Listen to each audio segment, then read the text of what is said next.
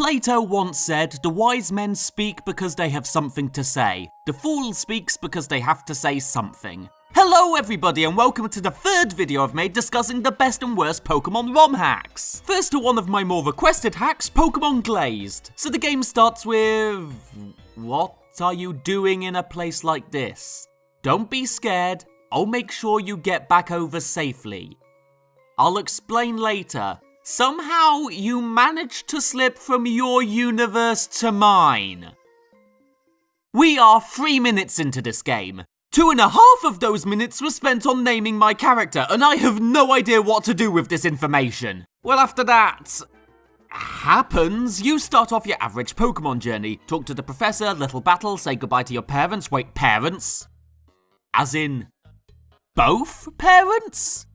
You have a dad in a Pokemon game? What the fuck kind of universe did that guy take me to? Right, I'll quickly address the gameplay. Difficulty is balanced, travelling is pretty quick, areas look nice. On the surface, everything looks good and normal. The story is where everything is crazy. First, I'll address the parallel universes. The guy you meet at the start is called Luke. He will continue to not explain the parallel worlds for about 1/3 of the game. He even refuses to explain things when he's just standing there doing nothing, the lazy bastard. As you'll eventually find out, it's not really a spoiler. The universe he comes from is a freakish world where Pokemon is just a video game and people lock their front doors to stop intruders from breaking in. I know! Can you imagine? To complicate matters, you also have the villains of the game. First is your rival, a total edgelord whose threatening nature is diminished as soon as you learn his name is Percy, my favourite tank engine from Thomas. Then there's Team Fusion and a mysterious scarf-wearing Pikachu. And you might be thinking to yourself, how can a Pikachu be a good villain? Well, that is made possible through the use of the Pokemon Translator. You can talk to all NPC Pokemon and they will say something in English. Nothing interesting, mind you, but the dog Pokemon don't go on about how their bollocks taste, so it could be worse. This is definitely a Pokemon hack to check out. The game is fun enough to enjoy on its own, but the story is where the real fun comes from. I don't want to spoil it, just play it for yourself. Next up, suggested by Mr. Pizza, Pokemon Mega Power. The game starts with Casper, a guy who reveals to be part of something called Team Delta. And let's be honest, this is the Pokemon universe. Anyone who's part of a team is obviously the bad guy. In this game you play as a professor, the female version of which is dressed very saucy-like, and Team Delta are the guys providing your funding. The story begins by revealing someone has broken into your lab, but fortunately was caught by the guards and locked up. I say locked up. Held behind 2 filing cabinets is what it really looks like. She seems to know Team Delta is bad and wants to stop anything from happening with the experiments, but I don't think Team Delta is as threatening as they appear. In our first encounter, Casper describes himself as an wealthy businessman, but clearly not someone who pays attention in English class. The further you go along the game, more weird things start to occur. It all starts when one of the professor's research teams climbs up a mountain to collect some stones, only for them to phone up saying something awful has happened. They didn't have time to explain what that something was, but they did find enough time to say goodbye, so at least they're polite. At said mountain, you run into a ninja of all things. Team Delta revealed they were acting sneaky, shock, horror, and the extent of the experiment is revealed. Researching Mega Evolution on Mewtwo. That is until the laboratory explodes.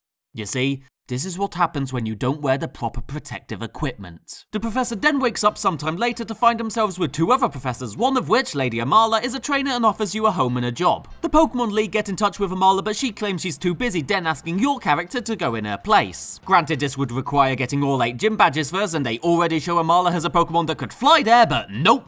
Let me do the legwork. From here, the game is pretty typical Pokemon fashion. You journey across the region of oh fuck no, So if you've never played Pokemon Emerald, you've never had to deal with the Pokénav from that game. It basically works as a phone so people can talk to you. The downside of this is that any trainer you battle could add you to their contacts and call you up for no reason to offer the most inane conversations possible. Hello Flash, it's Lena. I tried to catch a nice Spritzy a little while ago, but it got away. I sure was disappointed. Yeah, well, you're not the only one. You cannot block those people and you can't deny their request to exchange contacts, you just do it. This feature wasn't in any of the other Game Boy Advance Pokemon games, and it's very rare for someone to hack Pokemon Emerald over Ruby and Sapphire, so until now, I've never had to experience it. The one advantage Pokemon Emerald has over the other GBA games is that the Pokemon sprites are slightly more animated, which is nice, but it gets diminished when you find out more about what this hack contains. They added Pokemon from the newer generations all the way up to Sun and Moon, but in doing so, they didn't draw sprites for all all the newer generation Pokemon, instead opting to take an image of that Pokemon's 3D model and then pixelating it. This results in a lot of Pokemon looking a bit fugly and not properly animated. The backgrounds were also ripped and bit crushed from Pokemon X and Y, making the whole battle scene look really messy. No, you haven't sneezed on your screen, this is just what it looks like. The music is something not exactly desirable either, for reasons that I have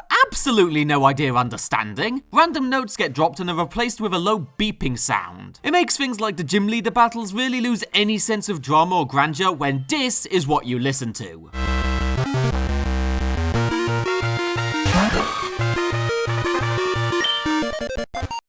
That being said, I do have to give real credit to the story. There's talk about lore, something called the Dark Workers, 4 legendary hermits. This feels like a very real world. Even the writing at surface level is great, barring the occasional English. The story is really good, although it does start to drag once you have to go to beating all the gym leaders. This hack is a pretty interesting distraction, and it is definitely worth checking out, but I don't think it's worth finishing. Good, but not great. The next hack I wanted to try is called Pokemon Thunder Emblem. Unlike a lot of hacks, this one does not waste your time at all. You got a name? Good. Have a Pikachu and fuck off already. I like that. Most hacks will have you slowly brought into whatever weird world the designer has created. The more modern Pokemon games will do the same but have some pomp and circumstance to it. This hack knows you played Pokemon before and just lets you go for it. It's great because now I don't have to waste any time at all telling you how shit the game is. Other than the basic Pokemon formula, the only thing they added is called the Climb Shoes. Want to know what they are? They're shoes that let you jump over rocks.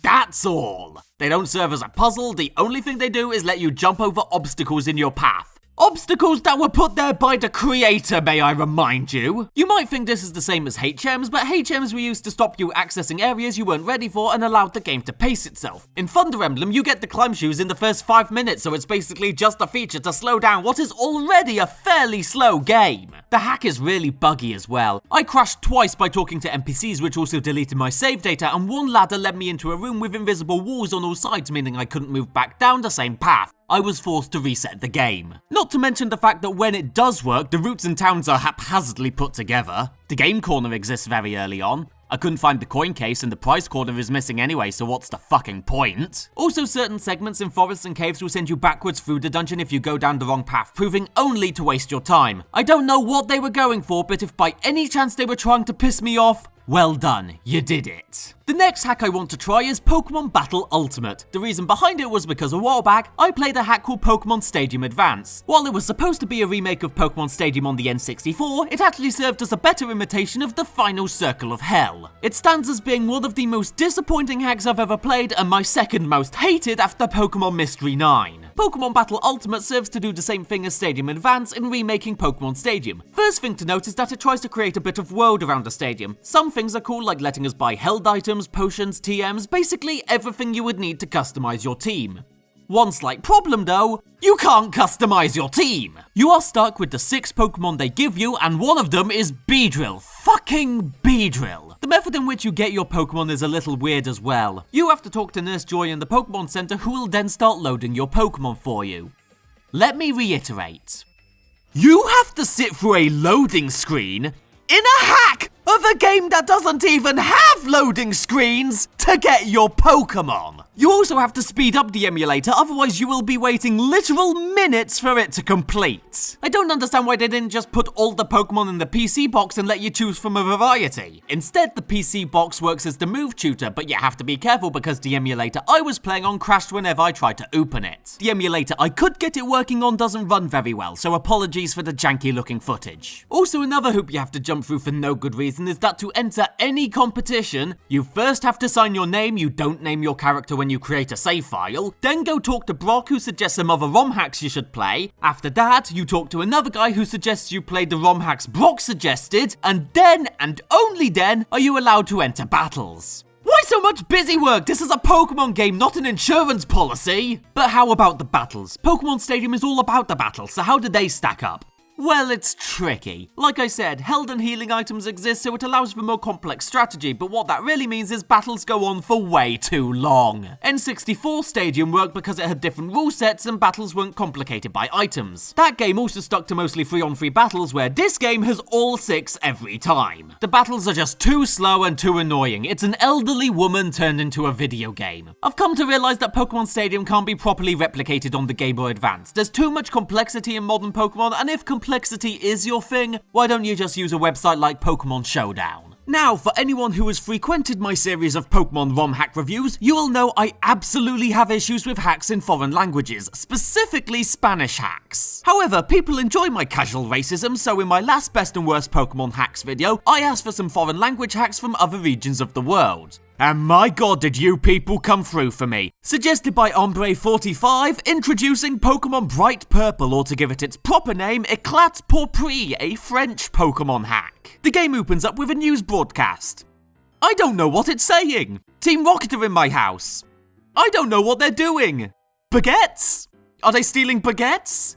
Is this the kind of ignorance that makes you a total racist? If so, I can see why people enjoy it. I guess the only thing I can really talk about is the gameplay, and yeah, okay, it's surprisingly good. The normal encounters are very balanced, but the overworld is really pretty. I love being able to see all the Pokemon walk and even fly around. There's a lot of details to like here. Also, varied locations really early on. This has all the makings of something great. The story might be good, it's kinda hard to tell. It doesn't seem to go over the top at any point, but I will be honest, I didn't make it very far in this hack. I usually have a minimum 2 gym policy unless it's too awful, but I struggled here. I had Mudkip as my starter and put all my focus into training him, only to find out the first gym was grass type, so I was, and if you will pardon my French, le-fucked. Admittedly, I didn't really want to play for much longer, seeing how I had no idea what the story was. Like I said, I don't know any French, so I've got no idea what's going on. I think some character called me a tard at one point. I thought that was a bit rude. I could give one criticism though. The encounter rate is very high. There are wild Pokemon everywhere, and it turns into a real inconvenience to travel anywhere, so oftentimes you'll want to run away. But then again, this is a French hack. I'm sure those guys know a thing or two about running away from combat, am I right? What else can I say? If you have an understanding of French, totally check this out. It's pretty good. But that's not the only foreign language hack I played. Thanks to Tuten Bratwurst,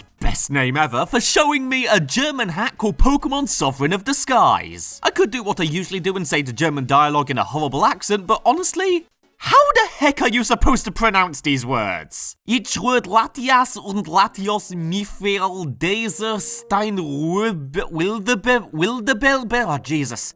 I would hate to watch the German version of Wheel of Fortune. Die beiden sollen geben Latias und Latios in unglaublich Kraft. Sie würden mir with diese Items stärker als jedes andere Pokémon.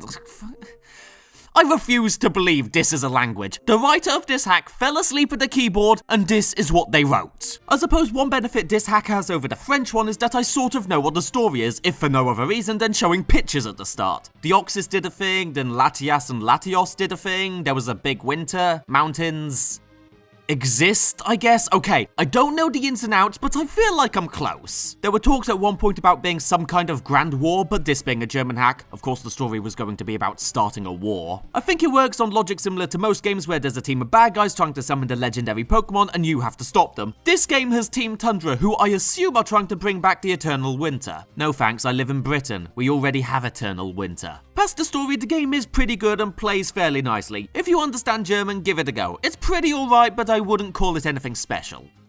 You know, it's only now that I'm reading this segment out loud that I realise I didn't review this hack at all. I just talk shit on German people. Sorry about that. The game's alright, 6 out of 10. You just have to put a score at the end, that's the only thing people want to read. Here's another pretty often requested hack, Pokemon Outlaw. And to all the people who did request I play this, I have one question. Why do you hate me? You start off the game as a homeless boy in the world of Pokemon Fire Red and Leaf Green. Right off the bat, it says it's a hard knock life and that nothing in this world will be handed to you, telling you this game will not be forgiving. Of course, when it says nothing will be handed to you, that of course doesn't include a starter Pokemon, Pokeballs, Pokedex, potions, map, running shoes. The game was talking out of its ass. What they really mean is that you don't get a lot of starting money in this game, so buying stuff is a bit more difficult. Routes have been changed in a very minor way, so to skip some of the dungeons, but all that means is instead of walking through a cave, save, you're walking down a straight path. It's not exactly clever. Some people say variety is the spice of life. This hack says some people will take anything. There's a few more trainers with slightly higher level Pokemon, but that's it in terms of gameplay. So why did you motherfuckers suggest me this game? It's because of the writing. And let me tell you right now, I'm assuming a teenager made this game. The first line of text you read is "What's up, my homies?" and even though with that line, it's starting at the lowest possible point, it still managed to go downhill. Almost every line of dialogue is basically some reference to taking drugs, being violent, or some kind of harassment. That's all. These are the kind of jokes a 12-year-old might find funny. I'm in my 20s now and this is bollocks. They barely even qualify as jokes, it's just some guy saying he wants crack. I'll give him a crack in his fucking skull if I have to read any more of his dialogue. It fails as a Pokemon hack because it's just a more boring version of the base game, and it fails as a comedy game because it's not funny. I've already said before, I don't want to review comedy hacks because they're very rarely good. Now that I've played this one, you can all please fuck off. And finally, I want to end this video on something slightly special. The first Pokemon hack I reviewed on this channel over 3 years ago at time of recording was called Pokemon Quartz. The game was a very basic overhaul of Pokemon Ruby featuring some of the worst fake Pokemon I've seen on top of shoddy translation and a consistently crazy story. The reason I bring that up is because the creator of that hack, named Barrow, also made one other ROM hack after it. Introducing Pokemon Marble, released 2 years after Pokemon Quartz. Did Barrow learn anything in that time, or is it just as bad? Pokemon Marble is a loose sequel to Pokemon Quartz in the same way Gold and Silver was to Red and Blue. To start off, you have the same professor, who just so happens to be the creator's self-insert character, even going so far to share the same name. For those unaware, this was done because Barrow has a massive ego. In the last game, he was a famous author, scientist, and even went so far as to clone himself and let his clone run the biggest company in the world. Marble takes things a whole step further by saying he might be immortal, being 238 years old, and maybe having eternal youth. He also might be shagging your mum. Well, I guess that makes the second Pokemon game where I have a dad. Barrow sends you out on your quest, yada yada yada, adventure. One noticeable improvement from Barrow's last attempt is some more unique looking environments. Granted, the houses look like emergency shelter accommodation, but at least it's new. He also did a better translation this time. It would have been pretty hard to do a worse one, but compliment where it's due. Okay, let's not beat around the bush. This game sucks. Where Pokemon Quartz had the allure of so bad it's good, this is just so meh, it's not worth it. It's the same problems as Pokemon Quartz, but it's hard to laugh at the same joke twice, especially when that joke is told worse the second time. The only thing worth talking about are the original Pokemon created for this game, many ranging from derpy to racist to oh god, kill me! But even then, it's still not that interesting because to cut corners, Barrow added Pokemon from Quartz into Marble, so I've already seen some of these. Honestly, the funny side just comes from which ones he decided to keep. Look at Kovolts! A Pokemon that looks like a fat yellow penis was considered good enough to add into more than one game. And that is where I'm ending the video, but it's also where I'm sort of ending this Pokemon ROM hack series. I know people want me to talk about Pokemon Gaia, Vega, Crystal Clear, and I have no doubt they're good, but good isn't enough to keep my attention anymore. It's becoming harder and harder to talk about Pokemon ROM hacks simply because many of them are so similar to each other they aren't worth talking about. I need something interesting, and ROM hacks don't interest me anymore.